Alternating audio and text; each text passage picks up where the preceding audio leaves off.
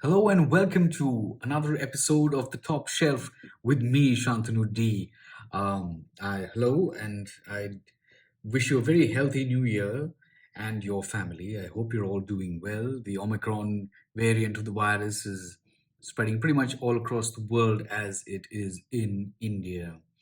I trust everything has started well for you, and I really feel that 2022 is going to be a landmark year. It's going to be different, it's going to be positive, it's going to be great. Having said that, today I'd like to talk about an iconic pen. It's pretty widely regarded as a must-have, and I'd say it's the epitome of German design. And so, really, what's special about it? Why is it such a reviewed and talked about writing instrument? And why is it a sort of the first gold nib pen, affordable gold nib pen, along with the greats like the Pilot Custom 74? Mind you, this review is after 4 years of using this pen. In fact, it's the Lamy 2000 in extra fine. Now, this particular pen, as you can see, it's a very simple and straightforward pen. There's really nothing much to it. It's a black pen with a brushed stainless steel clip over here with the Lamy logo. Very unlike Lamy. It's just very subtle, but essentially it is the pen that defined Lamy's design aesthetic and importance towards design, towards its pens for the coming future pens that it came out with. So without further ado, let's get into it.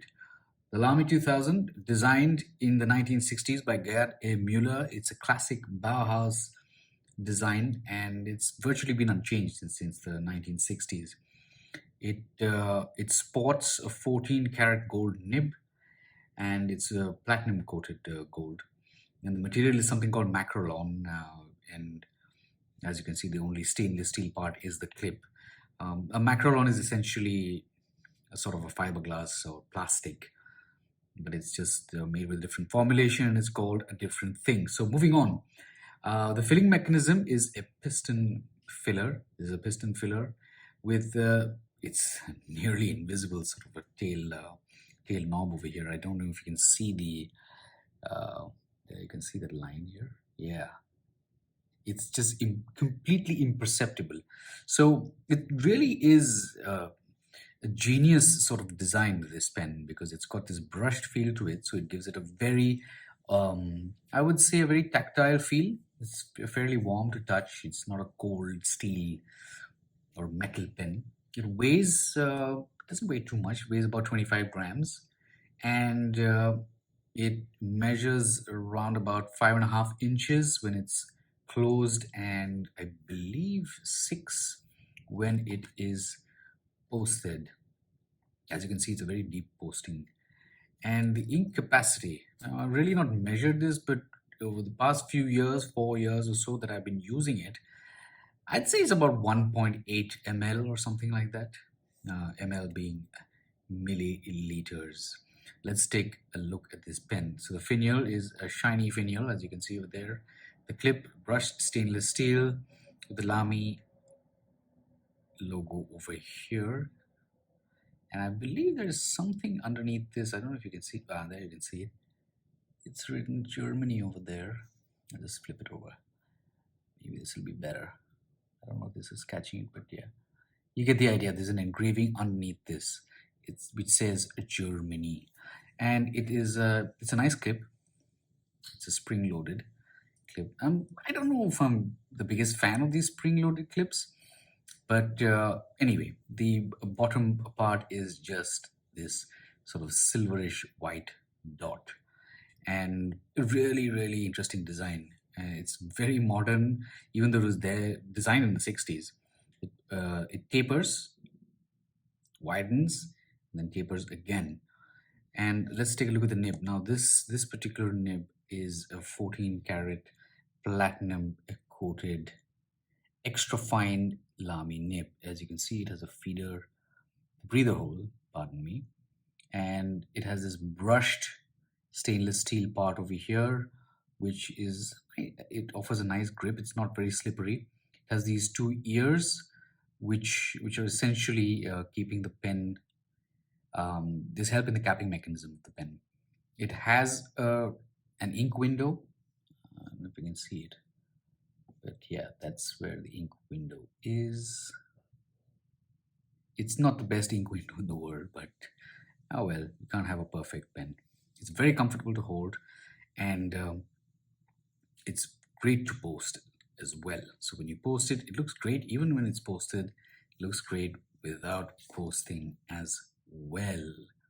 Now, let's take a look at the writing sample for this pen. But before I go into that, I almost forgot size comparisons. This is the Lamy Safari, and this is the Lamy 2000. Pretty much the same size, but when you uncap them, things change a little bit, but not too much.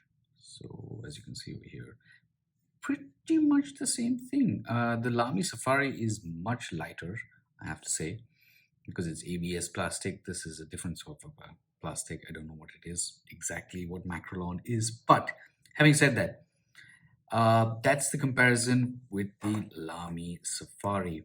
Then moving on, we will give you another comparison. This is the Pelican M200 or the M205 because it's got the silver trim. Moonstone. This was a special edition from last year, that is 2020, considerably longer than it. And when you uncap them, they are again pretty much the same. So very ingenious design over there. Gerd Mueller, student of the Bauhaus School of Design. Form follows function. Very much so. This pen is looks just as modern. I've been told by many people this looks like such a space age pen and such a contemporary pen, and they're shocked when I tell them this was essentially designed in the 1960s. Right. What have I missed? I don't think I've missed too much. I've been using this pen for 4 years. It's been a great workhorse, and I take care of my pens because I appreciate the design so much. I really appreciate Bauhaus and minimal German design. So let's take a look at how this pen writes. I'm going to post this for the writing sample, and here we go. Oops. This is a Rhodia notepad, and this is the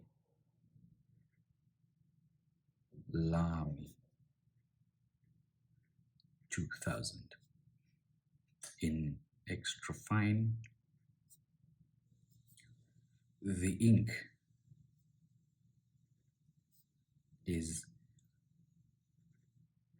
Pelikan Edelstein Smoky Quartz. Beautiful ink, this one. I really like this ink. I don't know if the colors are coming through in this light, but here's a closer look at this. It's a wonderful brown. It's darkish brown, and this comes out, of course, much better in other papers. I'm not the biggest fan of Rhodia, but having said that, here we go with the usual writing sample. Let's do the quick brown fox. The quick brown fox.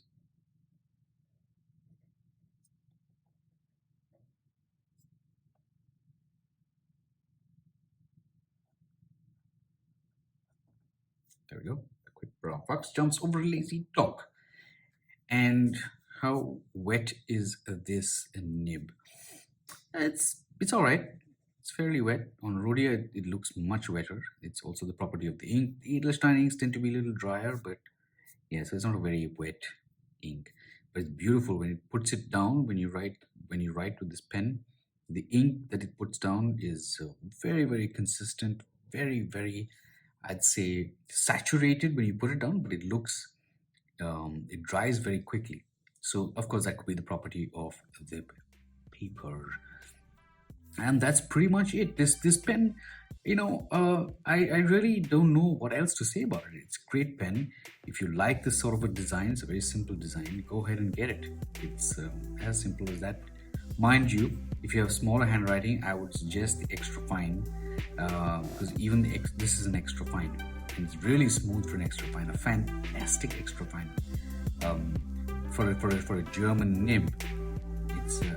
It's utterly awesome. So yeah, that's pretty much it for the Lamy 2000. If there's any questions or comments that you have, please feel free to do so in the comment section. And I appreciate your viewership. Take care, and I'll see you in the next review. Bye.